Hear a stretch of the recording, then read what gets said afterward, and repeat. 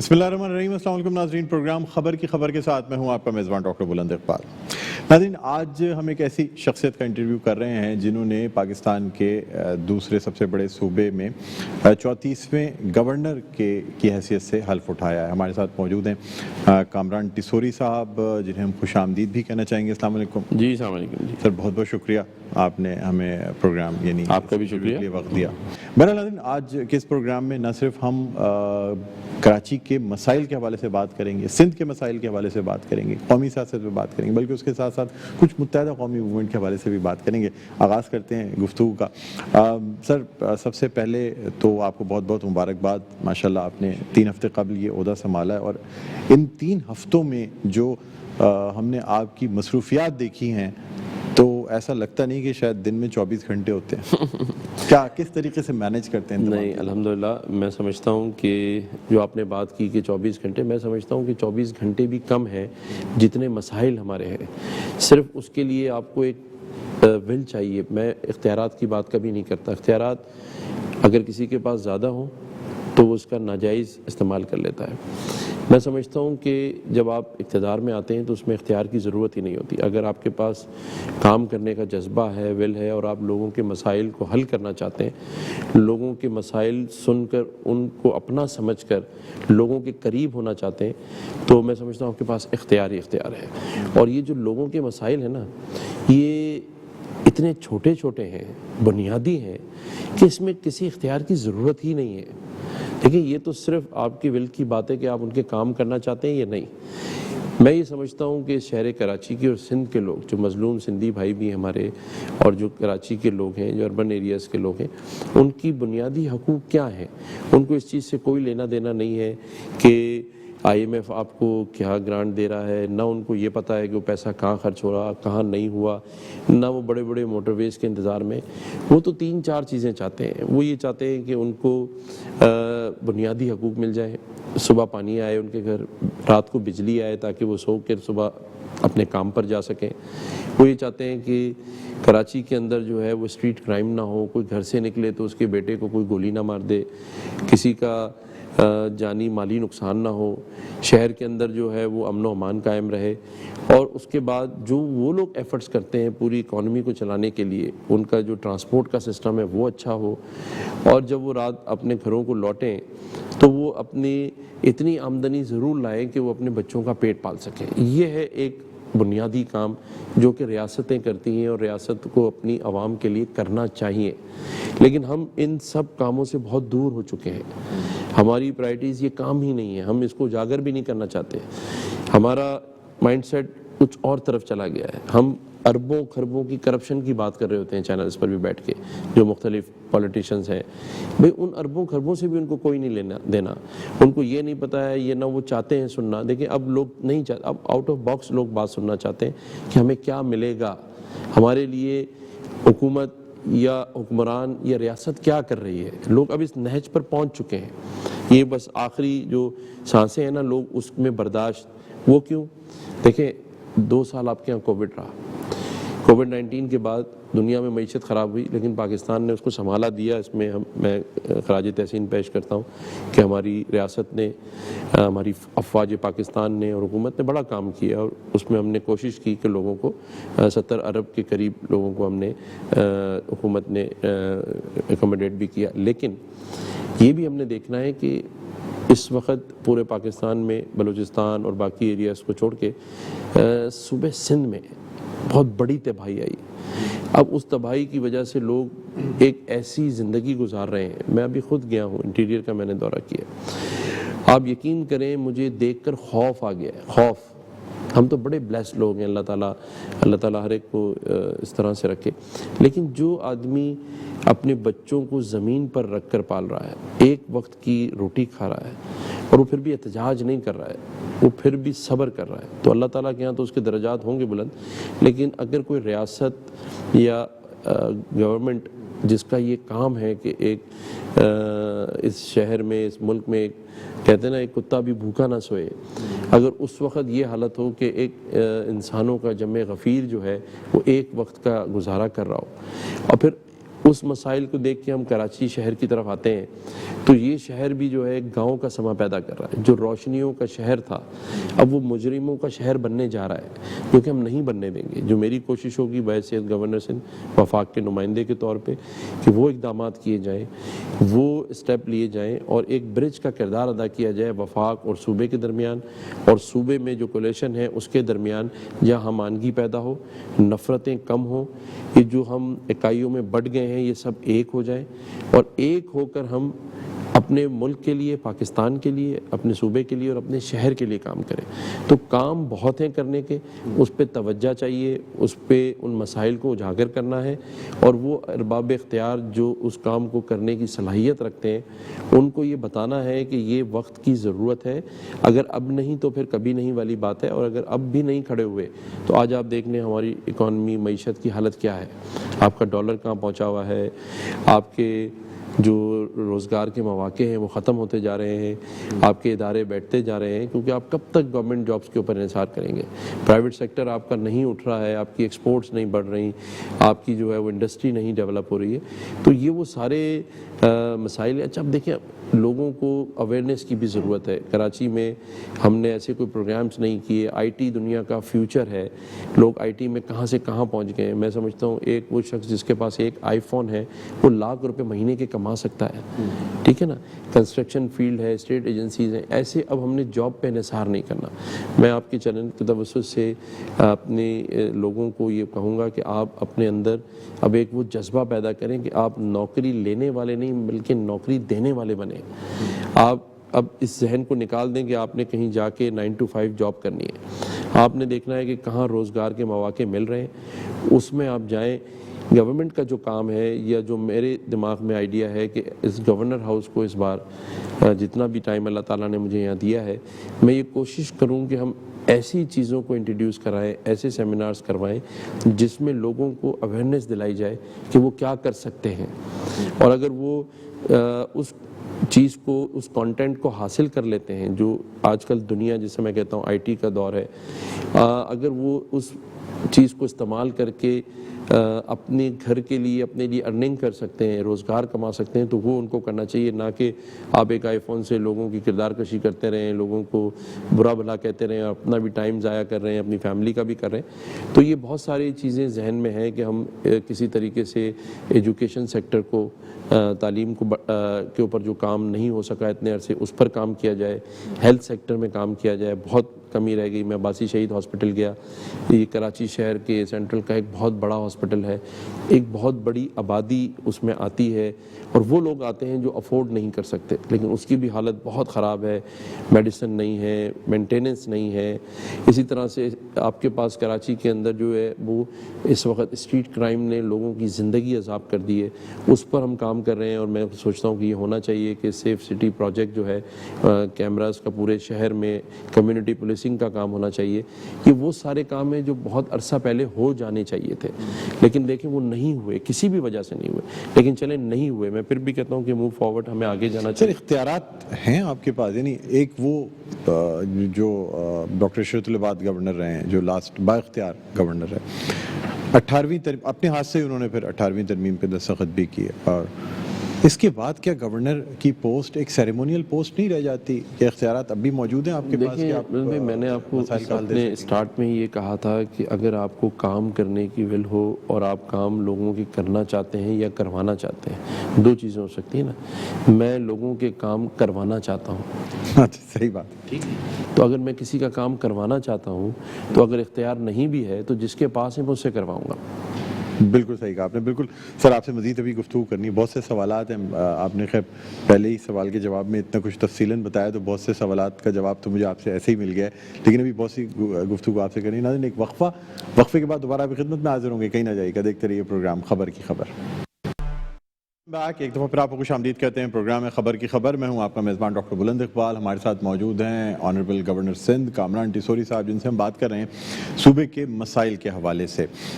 جس طرح بریک سے پہلے کامران ٹیسوری صاحب نے اپنے ایک جواب میں بتایا کہ وہ کن مسائل کا حل چاہتے ہیں کراچی کے حوالے سے. کامران ٹیسوری صاحب, اس وقت اگر ہم شہر کی حالت دیکھیں تو ایک طرف تو بارش کی تباہ کاریاں ہیں, دوسری جانب روڈوں کی استر کاری اور ان کی مرمت, اور پھر جو نئے منصوبے اس وقت سندھ حکومت نے جن کا آغاز کیا ہے، جن کو کوشش یہ کی جا رہی ہے کہ بلدیاتی انتخابات سے پہلے مکمل کر لیا جائے، اس کی وجہ سے سر پورے شہر کے اس وقت جو حالت ہے وہ شاید آپ مجھ سے بہتر جانتے ہوں گے سر. ہم اسی طرح حادثاتی طور پہ شارٹ ٹرم یا استر کاریاں اور چھوٹے چھوٹے منصوبے ہی بناتے رہیں گے، یا کبھی کراچی کے لیے کوئی میگا پلاننگ، کوئی ایسی چیز ہو سکے گی جس میں باقاعدہ پلاننگ کے ساتھ شہر کو ماس ٹرانزٹ، پانی، بیسک ایمینٹیز کی سہولیات جو ہیں وہ دی جا سکیں؟ دیکھیں، جو بات آپ کر رہے ہیں پیوند کاری یا میگا پروجیکٹس، تو ظاہر ہے ملنا تو شہر کو میگا پروجیکٹس ہی چاہیے تھا، اور اب تک اس پہ عمل درآمد بھی ہو جانا چاہیے تھا. لیکن میں کہتا ہوں کہ آج جس دور سے ہم گزر رہے ہیں، یا لوگ سندھ کی عوام گزر رہی ہے،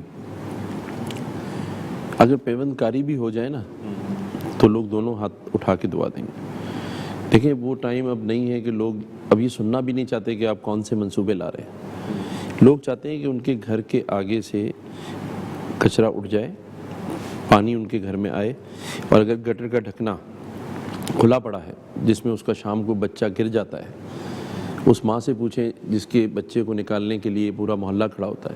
ہم دیکھیں، ہم ان مسائل سے ہی ہٹ گئے نا کہ ہمارے روزانہ کے مسائل کیا ہیں.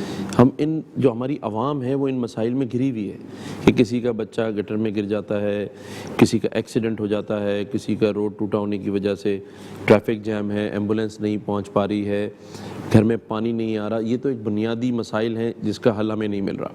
اب ہم آتے ہیں کہ منصوبے کون سے ہونے. دیکھیں، منصوبوں کی اگر ہم بات کریں گے تو سب سے پہلا تو K4 کا منصوبہ اگر آپ دیکھیں تو آج نہیں تو 10 سال بعد، 5 سال بعد پانی کی کرائسس سے تو ہم نے گزرنا ہے. تو ابھی فیز 3 پر ہمیں ہونا چاہیے تھا، اور ابھی ہمارا K4 کا فرسٹ فیز کمپلیٹ نہیں ہوا. اسی طرح کراچی میں پچھلے 10 سالوں میں کوئی ایسا بڑا پروجیکٹ ہی نہیں آیا جس سے کراچی کے مسائل کو ہم حل کر سکیں. اس پر کام ہونا چاہیے. K4 سر کب تک سمجھتے ہیں کہ مکمل ہوگا؟ میں تو کہتا ہوں مکمل، ابھی فرسٹ فیز ہی کمپلیٹ نہیں ہوا تو میں کیسے کہہ سکتا ہوں کہ 3 کیسے ہو جائے گا. ہم نے تو 3 فیزز سے گزرنا ہے. کراچی میں کبھی سرکولر ریلوے چل سکے گی سر؟ دیکھیں، 93 میں بند کر دی گئی تھی، اس کے بعد اب یہ جو چیف جسٹس صاحب تھے وہاں سے اس کو ہوا سرکولر ریلوے کا پروجیکٹ. تو میں سمجھتا ہوں کہ اس پر بھی کام ہو رہا ہے، لیکن سست رفی کا شکار ہے. اور یہ وہ کام ہے جو بیسیکلی کام نہیں ہے، یہ ضرورت ہے اس شہر کی، اس صوبے کی، کہ ہمیں ہر وہ اس نظام میں سے گزرنا ہے جہاں ہم لوگوں کو فیسیلیٹیٹ کر سکتے ہیں، لوگوں کی آسانی کر سکتے ہیں. ٹرانسپورٹ کا نظام اگر کسی صوبے میں اچھا نہ ہو تو وہ صوبہ کیسے ترقی کرے گا؟ کسی صوبے میں لا اینڈ آرڈر نہ ہو تو وہاں کون انویسٹمنٹ کرے گا؟ کسی صوبے میں آپ کو لائٹ نہ مل رہی ہو، پانی نہ مل رہا ہو، تو ہم تو بیسک جو سسٹم ہے اس اسٹرکچر سے ہی آؤٹ ہے. سر کبھی ہمارے شہر کے لیے کوئی میگا پلاننگ ہو سکے گی؟ کیونکہ بحیثیت گورنر آپ سے یہ جاننا چاہوں گا کہ سر آپ کی بھی خواہش ہوتی ہوگی، بڑے بڑے ممالک میں آپ جاتے ہیں، شہروں کو دیکھتے ہیں جو ترقی یافتہ ممالک ہیں. سر کراچی پاکستان کے ایکسچیکر کا 70% فراہم کرتا ہے، لیکن بدقسمتی سے یعنی کوئی ایسی پلاننگ نہیں ہو پاتی جو ہم اگلے 20 یا 30 سال کے لیے اس شہر کے لیے کریں جس کے تحت اس کو ڈیولپ کیا جائے. کیا کہیں گے؟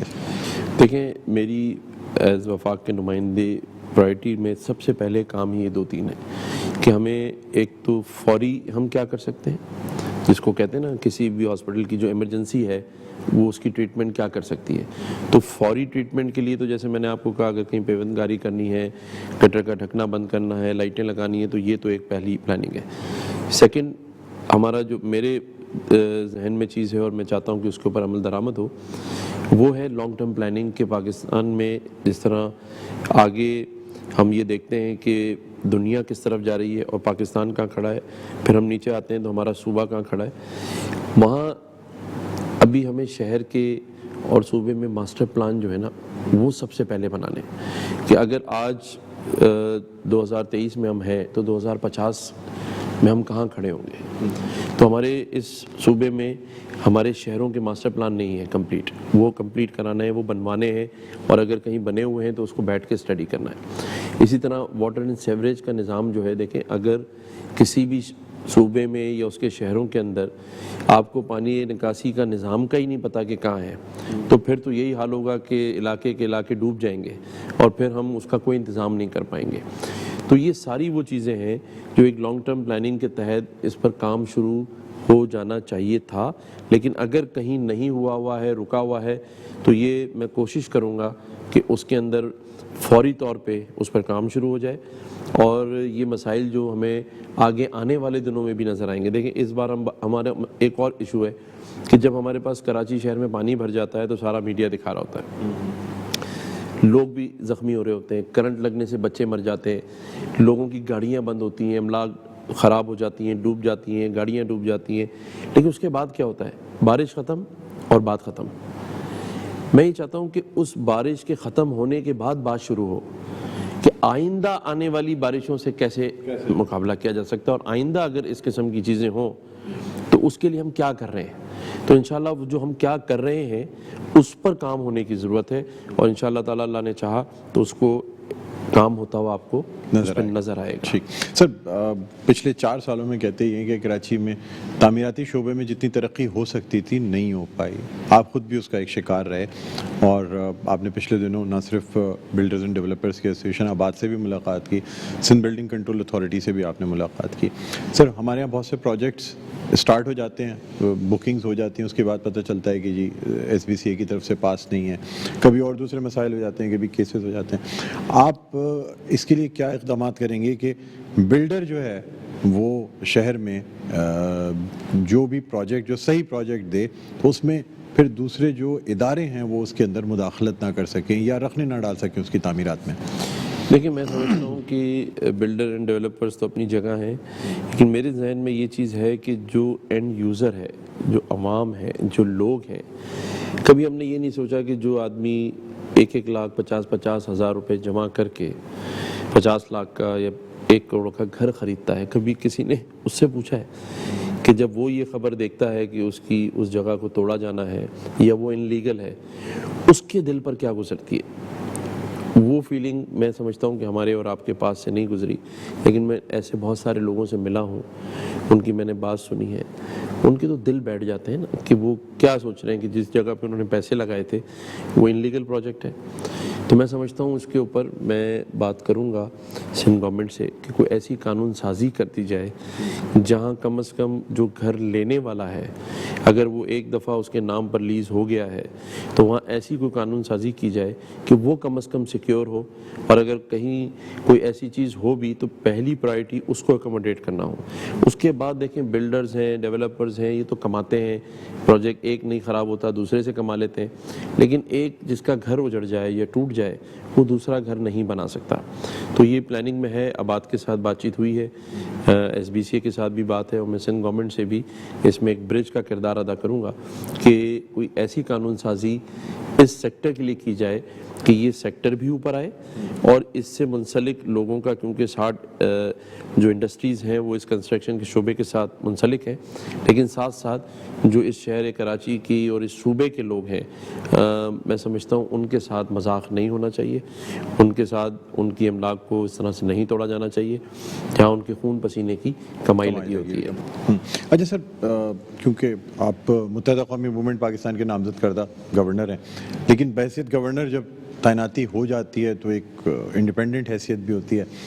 مختلف معاملات میں کیا آپ رہنمائی لیتے ہیں کنوینر ڈاکٹر خالد مقبول صدیقی سے یا پارٹی سے، یا پھر آپ سمجھتے ہیں کہ اب گورنر تعیناتی کے بعد جو ہے آپ کا ایک الگ انڈیپینڈنٹ رول ہونا چاہیے؟ دیکھیں میں سمجھتا ہوں کہ جب آپ وفاق کے نمائندے کی حیثیت سے اوت اٹھا لیتے ہیں تو آپ کی تمام جو ذمہ داریاں ہیں وہ اس اوت کے نیچے آئین اور قانون کے لیے ہوتی ہیں، وہاں کسی بھی پارٹی کے لیے یا ذات کے لیے نہیں ہوتی. لیکن ظاہر ہے ایک پارٹی نے مجھے نامینیٹ کیا ہے، اور اس پارٹی کے سربراہ ڈاکٹر خالد مقبول صدیقی صاحب بھائی ہیں، تو وقفاً جیسے ان سے بات چیت ہوتی ہے جس طرح اور سیاسی جماعتوں سے بھی ہوتی ہے، لیکن کیونکہ وہ میری پارٹی کے ہیڈ ہے تو میں ان سے بات چیت کرتا ہوں، ان سے مشورہ بھی لیتا ہوں، ان سے رہنمائی بھی لیتا ہوں. لیکن جو وفاق کی حیثیت سے ذمہ داریاں ہیں، خالد بھائی نے خود مجھے یہ انسٹرکشنز دی ہیں کہ میری فرسٹ پرائرٹی ان چیزوں کی ہے، پارٹی نہیں ہے. اچھا سر، جو آپ کو پارٹی میں لے کے آئے، یا جو یہ بھی کہا جاتا ہے کہ ایک سینیٹر کے الیکشن کی وجہ سے ڈاکٹر فاروق ستار صاحب کے اختلافات ہوئے، بلکہ پہلا جو ایک رابطہ کمیٹی کی میٹنگ میں جس میں آپ نے شاید وسیم اختر صاحب پہ تنقید کی تھی اور جو کہ ایک اس پورے تنازع کا باعث بنا. ڈاکٹر فاروق ستار صاحب پارٹی میں نہیں, آپ واپس آ گئے, یعنی آپ کی بحالی ہو گئی, لیکن وہ شخص جو آپ کے لیے فائٹ کرتا رہا اور وہ پارٹی چھوڑ کے چلا گیا وہ واپس نہیں, ان کو واپس لانے کے لیے کوئی کوششیں کی جا رہی ہیں؟ دیکھیں, فاروق بھائی سب کے بھائی ہیں اور میرے بھی بڑے بھائی ہیں, لیکن کچھ چیزیں میں نے یہاں تنظیم میں سیکھی ہیں. میری بھی بہت ساری غلطیاں, کوتاہیاں اور خامیاں ضرور رہی ہوں گی اور ہیں, لیکن اس تنظیم کی سب سے اچھی بات یہ ہے کہ یہاں وہ لوگ بیٹھ کر فیصلے کرتے ہیں جن کو شاید کسی اور سیاسی پارٹی میں وہ ہوتے تو یہ اختیار بھی نہ ہوتا کہ وہ اس پہ بات کر سکتے ہوں. تو میں سمجھتا ہوں MKM کی جو رابطہ کمیٹی ہے وہ ایک با اختیار رابطہ کمیٹی ہے, اور میں نے خود دیکھا ہے کہ وہاں اگر آپ اپنی بات ٹیبل پر رکھیں تو وہاں موجود ہر آدمی اپنی رائے دیتا ہے, اور جب سب کی رائے سے اتفاق کر لیا جائے یا میجورٹی اتفاق کر لے تو وہ فیصلہ ہو جاتا ہے. تو میں سمجھتا ہوں ڈاکٹر فاروق ستار بھائی کا ایشو جو ہے وہ رابطہ کمیٹی میں موجود ہے.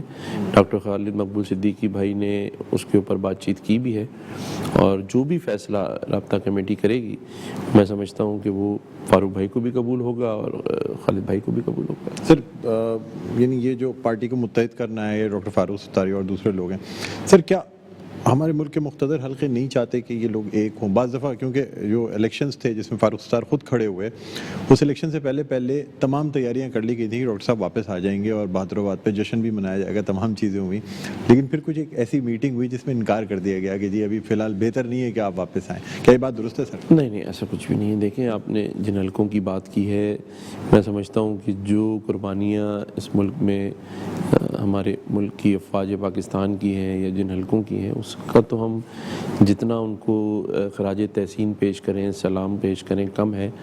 اور وہ حالیہ آپ سیلاب دیکھ لیں جو سندھ میں جس طرح, خاص طور پہ سندھ کے علاقوں میں جس طرح انہوں نے کردار ادا کیا ہے, میں نہیں سمجھتا کہ ایسی کوئی مداخلت یا ان کی طرف سے آپ جو اشارہ مجھے دے رہے ہیں, انہوں نے کبھی یہ بات نہ خالد بھائی سے کی ہے نہ فاروق بھائی سے کی ہے. فاروق بھائی نے 2-3 چینلز پہ اس طرح کی بات کی ہے, لیکن میں ان سے پوچھوں گا بھی کہ کیا ایسی کوئی بات ان سے کسی نے کی ہے.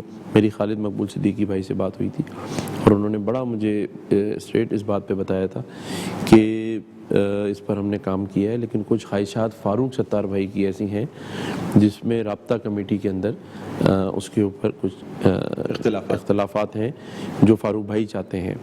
اور یہ بات سچ ہے, کیونکہ جب میں نے فاروق بھائی سے بات کی تھی اس وقت جب میں گورنر نہیں بنا تھا, تو واقعی وہ باتیں صحیح ہیں جو خالد بھائی کہہ رہے ہیں, وہ فاروق بھائی کی ریزرویشنز ہیں.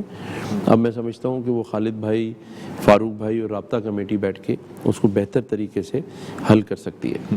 سر کیا آپ کو آپ کی بحیثیت گورنر تعیناتی کا ایک مقصد متحدہ قومی موومنٹ کے مختلف دھڑوں کو متحد کرنا ہے؟ کیا یہ بات درست ہے کہ جس وقت آپ کی تعیناتی ہوئی اس وقت سب سے پہلی بات یہ بھی کہی گئی کہ متحدہ قومی موومنٹ کے مختلف دھڑوں کو ملایا جائے گا اور اس پارٹی کو مضبوط بنایا جائے گا؟ کیا یہ بات درست ہے؟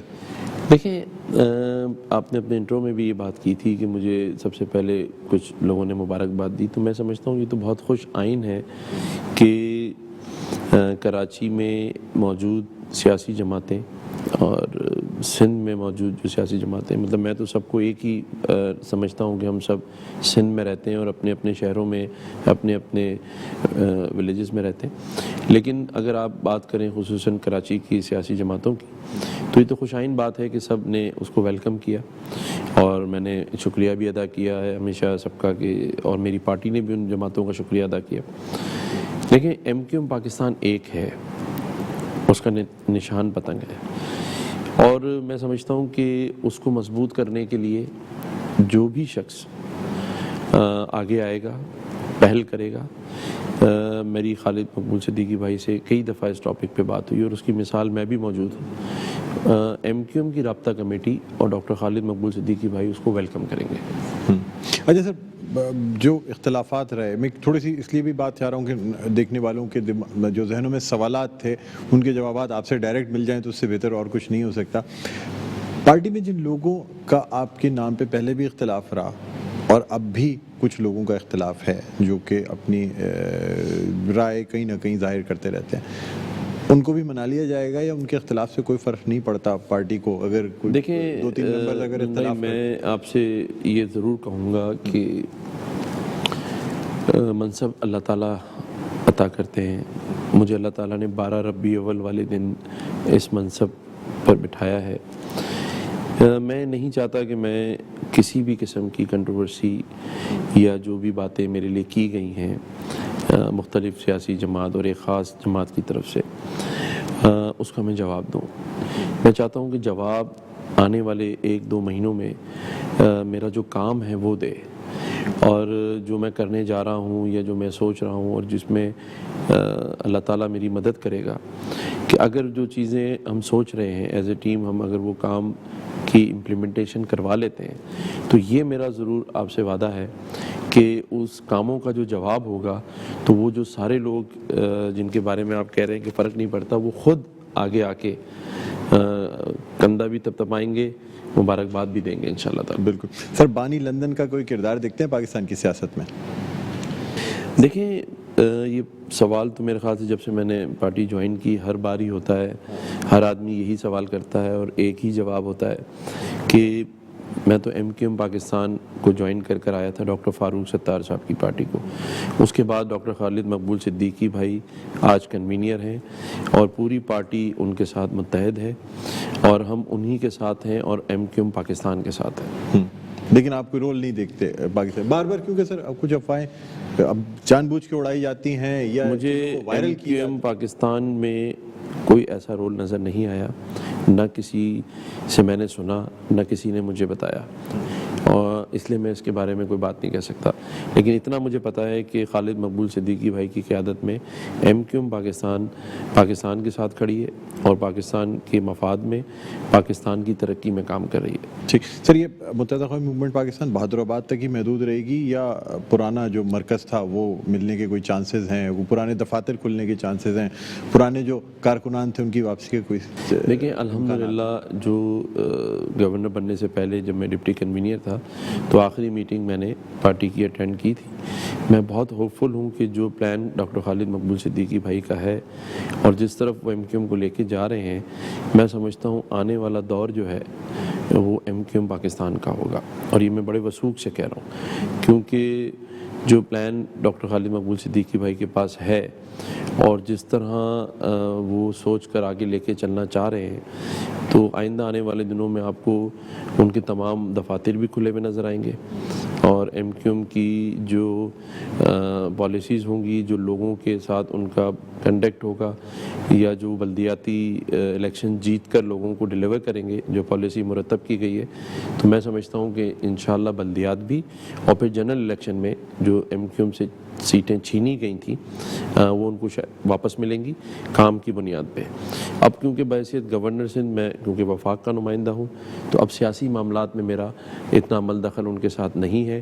آگے کی پلاننگ ظاہر خالد بھائی کے پاس ہوگی تو اس پر وہ بہتر زیادہ آپ کو بتا سکیں گے. ٹھیک. سر، ابھی آپ سے بلدیاتی انتخابات کے حوالے سے پلس جو ایک سیاسی ایڈمنسٹریٹر کے حوالے سے بھی بات کی جاتی ہے اس پہ بھی بات کریں گے، پھر قومی سیاست جو لانگ مارچ ہو رہا ہے اس حوالے سے بھی بات کریں گے. ایک چھوٹا سا وقفہ. ناظرین، وقفے کے بعد دوبارہ آپ کی خدمت میں حاضر ہوتے ہیں. کہیں نہ جائیے گا، دیکھتے رہیے پروگرام خبر کی خبر. Welcome back. ایک دفعہ پھر آپ کو خوش آمدید کہتے ہیں پروگرام میں خبر کی خبر. میں ہوں آپ کا میزبان ڈاکٹر بلند اقبال. ہمارے ساتھ موجود ہیں آنریبل گورنر سندھ کامران ٹیسوری صاحب، جن سے ہم بات کر رہے ہیں سندھ کے مسائل کے حوالے سے، کراچی کے مسائل کے حوالے سے. بریک پہ جانے سے پہلے بڑی تفصیلی گفتگو ان سے ہوئی، خاص طور پہ متحدہ قومی موومنٹ پاکستان کے حوالے سے. اب جو ایک مسئلہ شہر کا سب سے بڑا سمجھا جاتا ہے وہ ہے بلدیاتی انتخابات کا مسئلہ، جو شاید اب یہ کہا جا رہا ہے کہ پھر شاید 3 سے 4 مہینے یا اس سے زیادہ کے لیے مؤخر ہو جائے، اس لیے کہ سندھ میں پولیس کی نفری اس قدر اس وقت موجود نہیں جو کہ الیکشن کے انعقاد کی ضروری ہے. سر، کیا سمجھتے ہیں بلدیاتی الیکشن ایک دفعہ پھر جو ہیں وہ تعطل کا شکار یا معطل ہونے جا رہے ہیں یا اب ملتوی ہونے جا رہے ہیں؟ آپ کیا کہتے ہیں، الیکشنز ابھی ہو جانے چاہیے یا کوئی مسئلہ نہیں ہے، 5-6 مہینے کے بعد بھی ہوں تو کوئی بات نہیں؟ میں سمجھتا ہوں کہ الیکشن کو بالکل ہونا چاہیے اور میری جب خالد مقبول صدیقی بھائی سے بات ہوئی تھی تو وہ مکمل طور پر تیار تھے اور بڑے ہوپ فل ہیں کہ ہم یہ الیکشن پارٹی ہماری جیتے گی بھی. لیکن ایشو یہ ہے کہ آپ یہ دیکھیں کہ یہ شہر خاص طور پہ ملٹیپل پارٹیز کے ساتھ اس وقت پیش ہے، جس میں ٹی ایل پی بھی ہے، بی ایس پی ہے، پی ٹی آئی ہے، ساری جماعتیں ہیں. اور ایک حالیہ الیکشن کے اندر آپ کے چینلز نے ہی دکھایا کہ ذرا سی ایک law and order situation create ہوئی تو پورا نظام دھرم برہم تھا. میں سمجھتا ہوں کہ سندھ گورنمنٹ نے جو وجوہات بتائی ہیں الیکشن کمیشن کو، اس پر غور کرنے کی ضرورت ہے کہ اگر وہ یہ سمجھتے ہیں کہ اس وقت جو پورے ملک کی صورتحال ہے، دھرنا اور جلسوں کی باتیں ہو رہی ہیں، اور فیڈرل گورنمنٹ نے مجھے جو اس دن بتا رہے تھے سندھ گورنمنٹ کے کچھ لوگ کہ ان سے آلریڈی سیکورٹی کے لیے چیزیں مانگی ہوئی ہیں، لیکن میں سمجھتا ہوں کہ اگر سندھ گورنمنٹ یہ سمجھتی ہے کہ وہ law and order situation control نہیں کر سکتی تو پھر الیکشن کمیشن کو بھی اس پر غور کرنا چاہیے. لیکن اگر حالات بہتر ہیں اور بہتر ہو جاتے ہیں تو الیکشن ہونے چاہیے. الیکشن سے تو آپ نہ بھاگ سکتے ہیں، اور میں سمجھتا ہوں کہ اس کے بعد ہی پتہ چلے گا. سر آپ کا ڈی لمیٹیشن پہ بھی بہت کام رہا ہے، یعنی 2000 اگر ہم 16 17 18 کی بات کریں، آپ کو خاص ٹاسک دیا ہوا تھا ڈی لمیٹیشن کے. آپ سمجھتے ہیں حلقہ بندیاں کراچی کی اس حساب سے ہیں کہ اس میں جو ہے نا وہ انہی حلقہ بندیوں پہ الیکشن ہو جانے چاہیے، یا حلقہ بندیوں کو دوبارہ سے ری آرگنائز کرنے کی ضرورت ہے؟ دیکھیں، میں سمجھتا ہوں کہ دو چیزیں ہیں. ایک تو آپ کو یاد ہوگا کہ اس وقت ایم کیو ایم پاکستان نے سپریم کورٹ میں ایک 140A کی پٹیشن فائل کی تھی، اس کا بھی آرڈر آ چکا ہے.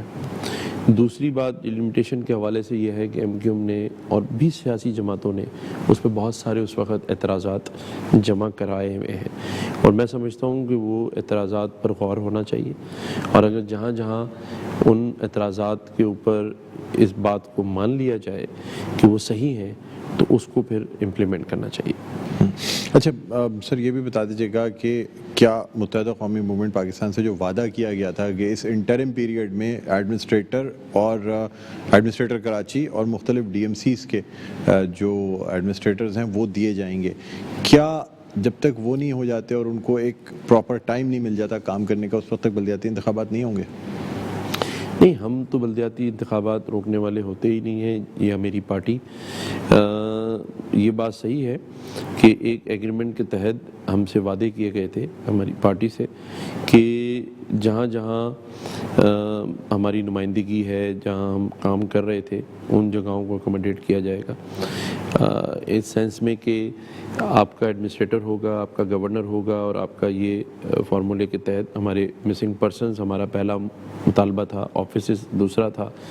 یہ جو فیڈرل منسٹریز میں شمولیت، گورنرشپ، ایڈمنسٹریٹرشپ، یہ ہمارے بہت آخری کے مطالبات ہیں. پہلے دو مطالبات میں مسنگ پرسنز اور آفیسز ہیں، پھر ڈی لمیٹیشن، 140A کا امپلیمنٹیشن. تو ڈاکٹر خالد مقبول صدیقی بھائی کا یہ کہنا ہے کہ پہلے ہمیں ہمارے ان مطالبات کو پورا کیا جائے، تاکہ اس کے بعد پھر یہ بات کی باتیں ہیں کہ کون ایڈمنسٹریٹر ہوگا، کون منسٹرز ہوگا. تو اور آج بھی وہ اس بات پر برملا کہتے ہیں کہ ہمیں حکومت میں رہنے کا کوئی شوق نہیں ہے، نہ ہمیں گورنرشپ چاہیے، نہ ہمیں منسٹریز چاہیے. ہمارے ساتھ جو باتیں کی گئیں اس میں جو پہلے دو پوائنٹ ہیں اس کے اوپر وہ بہت زور دیتے ہیں، ہمیشہ رابطہ کمیٹی بھی اور وہ بھی، کہ ہمیں اپنے مسنگ پرسنز کے لیے اور آفیسز، اور اس کے بعد پھر یہ ساری چیزیں. سر کراچی کا مینڈیٹ تبدیل ہوتا دیکھ رہے ہیں آپ؟ یعنی 2018 کے الیکشن دیکھیں، 4 سیٹیں جیتتی ہے متحدہ قومی موومنٹ. اب جو بائی الیکشنز ہوئے اس میں ایک جو لانڈی کی سیٹ جو ابو بکر صاحب نے جیتی، اس کے بعد محمود مولوی صاحب سے بھی ہارے، اور باقی یہ جو عمران خان خود کھڑے ہوئے تھے ملیر میں وہاں سے بھی ہارے. سوال یہ پیدا ہوتا ہے کہ کیا آپ نہیں سمجھتے کہ متحدہ قومی موومنٹ کا ووٹ بینک کنٹینیوسلی شرنک ہوتا جا رہا ہے، اور اگر یہ اسی طرح چلتا رہا تو پھر یہ پارٹی واش آؤٹ ہو جائے گی؟ دیکھیں، اس پر تو میں زیادہ بات نہیں کر سکتا اس عہدے کی مناسبت سے، اس پر ہم پھر کبھی بات کریں گے. لیکن میں یہ سمجھتا ہوں کہ جس وقت میں نے لاسٹ میٹنگ حیدرآباد میں گورنر بننے سے پہلے اٹینڈ کی تھی، اس میں جو باتیں ہوئی ہیں، جو یکجہتی میں نے دیکھی ہے رابطہ کمیٹی کی، جو جذبات ہیں ان کے کراچی اور ان کی ایریاز کو لے کے، اربن سندھ کو جو ریپرزینٹ کرتے ہیں یا پورے سندھ میں یہ سمجھتا ہوں کہ ایم کیو ایم کے ساتھ جو بھی زیادتی کی گئی 2018 کے الیکشن میں، 13 کے الیکشن میں، اب وہ ٹائم ہے کہ لوگ جو باشعور لوگ ہیں وہ یہ سمجھ چکے ہیں کہ ان کا مینڈیٹ چھینا گیا تھا، اور وہ اب آئندہ الیکشن میں آپ کو نظر آئے گا کہ جو لوگ گھر بیٹھے تھے وہ اپنا مینڈیٹ حاصل کرنے کے لیے نکلیں گے. تو جو آخری میری میٹنگ میں باتیں میں نے سنی تھیں اور جس طرح سے اس پہ کام ہو رہا ہے، یا جو شہر کراچی کے لوگوں کے خیالات ہیں، تو مجھے لگتا ہے ایم کیو ایم کہیں نہیں جا رہی. ایم کیو ایم اور اوپر ابھرے گی اور انشاءاللہ آپ کو آنے والے دنوں میں اس کا مینڈیٹ ہر جگہ نظر آئے گا. سر لانگ مارچ کے حوالے سے کچھ بات کرنا چاہوں گا. آپ سمجھتے نہیں ہیں کہ ہر پارٹی کو احتجاج کا، لانگ مارچ کا، دھرنے کا حق ہوتا ہے؟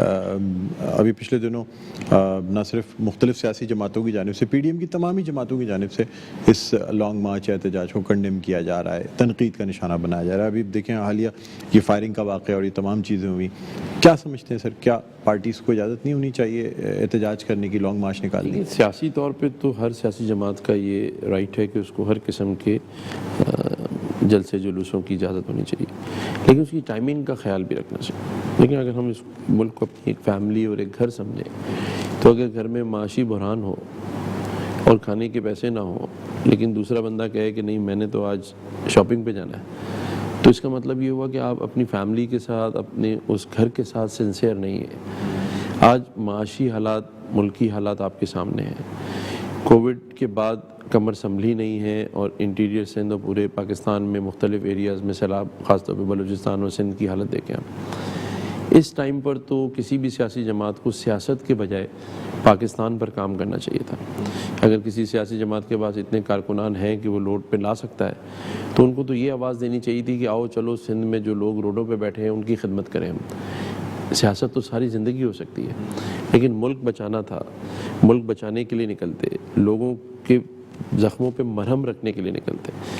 میں سمجھتا ہوں کہ جو باشعور عوام ہے وہ تو سمجھ رہے ہیں کہ کہیں ایسا تو نہیں کہ ہم کسی انٹرنیشنلی کسی ایجنڈے کے اوپر آ کر کسی کے بہکاوے میں آ چکے ہیں اور وہاں ہم آ کے وہ چیزیں اور وہ نیریٹو لے کے پاکستان میں کھڑے ہو گئے جو خدا نہ خواستہ پاکستان کو کمزور کر دے.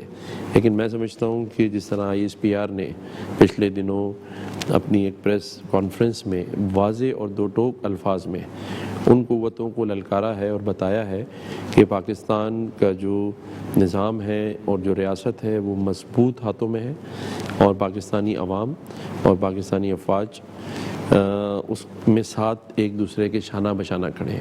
تو یہ کلیئر میسج ہے. میں سمجھتا ہوں کہ یہ دھرنوں کا ٹائم نہیں ہے، نہ یہ سیاست کا ٹائم ہے. میری ذاتی رائے ہے کہ اس وقت ملک کی معیشت کو بچانا ہے. اس وقت ہم نے لوگوں کو ایک جوڑنا ہے، کیونکہ یہ مسائل ہمارے اس وقت بیرونی طاقتیں اس سے فائدہ اٹھانا چاہتی ہیں کہ پاکستان کو ڈیسٹیبلائز کیا جائے اور پاکستان کو معاشی طور پہ اتنا کمزور کر دیا جائے کہ کہیں اللہ نہ کرے جو ہم ایک نیوکلیر پاور ہے اس پر لوگ سوال اٹھائیں.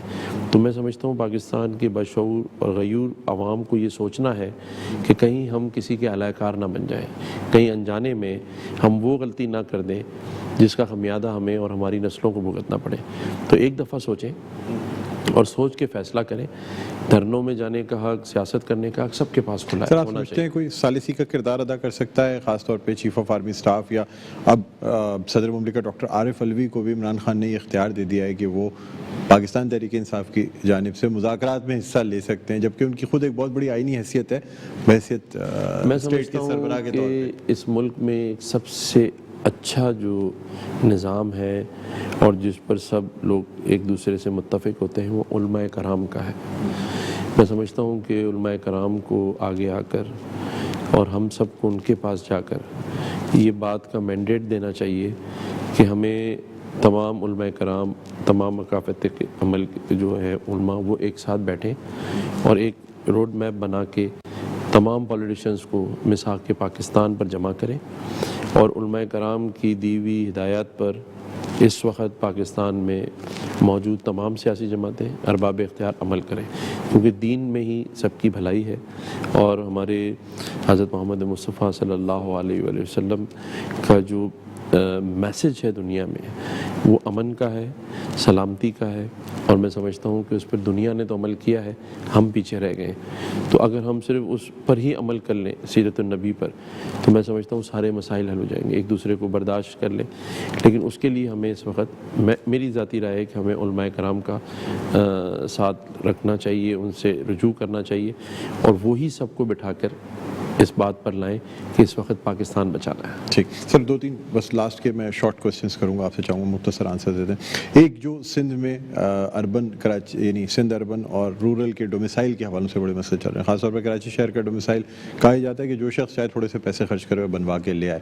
اس حوالے سے کوئی قانون سازی، کیونکہ متحدہ قومی موومنٹ کی پٹیشنز بھی ہیں، بارہا یہ مطالبہ بھی کیا جاتا رہا ہے. اب جب کہ آپ الحاق میں موجود ہیں، یعنی آپ کے اتحادی ہیں اس حکومت کے جو وفاق میں بھی ہے اور صوبے میں بھی ہے، کوئی قانون سازی کی جائے گی کہ کوٹا سسٹم اور ان تمام چیزوں کا خاتمہ کیا جا سکے؟ دیکھیں، میں یہ سمجھتا ہوں کہ ابھی آئے ہوئے مجھے 20 دن ہوئے ہیں اور الحمدللہ جو چیز 6.5 سال سے صرف مذاکرات کی نظر ہو رہی تھی لیکن اس پہ کوئی حتمی کام نہیں ہو رہا تھا، حالانکہ اناؤنسمنٹ دنیا بھر سے ہو چکی تھی، وہ تھی حیدرآباد یونیورسٹی جس کے لیے 100 ایکڑز زمین کا مختص ہونا تھا.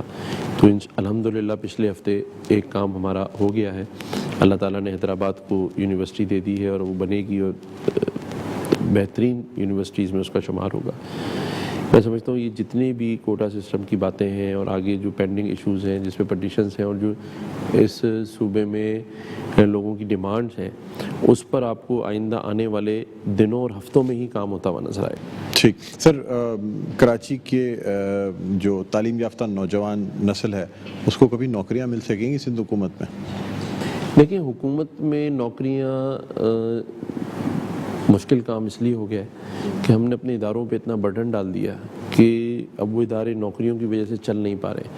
میری یہ کوشش ہوگی کہ ہم پرائیویٹ سیکٹر میں اتنی نوکریاں پیدا کروائیں اور ایسے وسائل پرائیویٹ سیکٹر کو ملیں کہ وہ نوکریاں دینا ان کی ضرورت بن جائے اور ہمارے جو پڑھے لکھے نوجوان ہیں وہ نوکریوں کے ساتھ ساتھ اب اپنا رجحان کاروبار کی طرف لائیں. دیکھیں، اس ملک میں نوکریاں تو اب مل چکی، دے چکے. جو نوکریوں پہ سرکاری بیٹھے ہیں ان کو تنخواہیں نہیں مل رہی، تو سرکاری نوکری میں جا کے اس نے صرف چکر ہی لگانے تنخواہ کے لیے.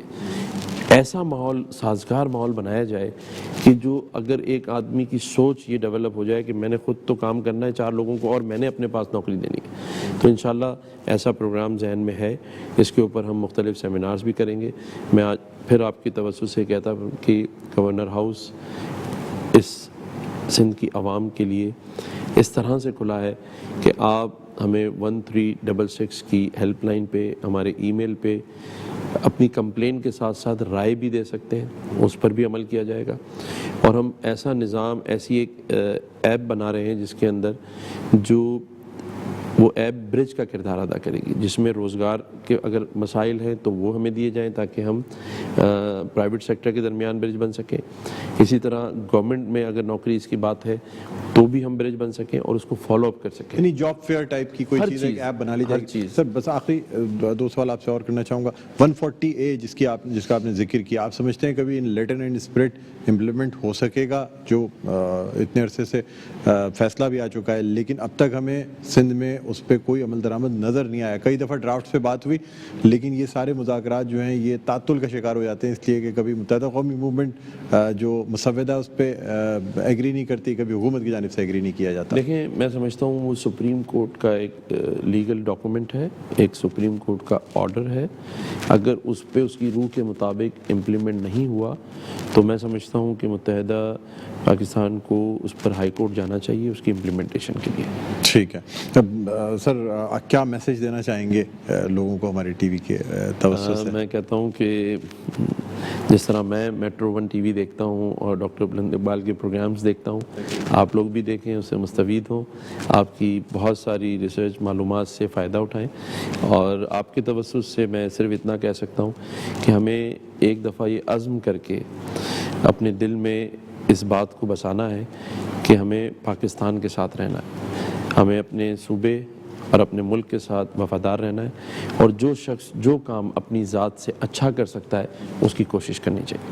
بہت شکریہ سر، بہت شکریہ آپ نے پروگرام کے لیے وقت نکالا.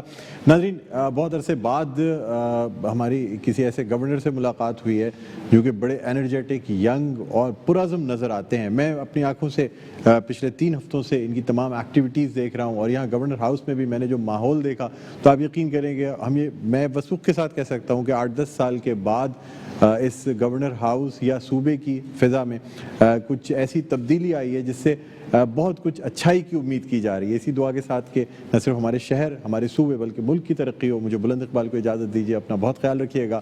اللہ حافظ.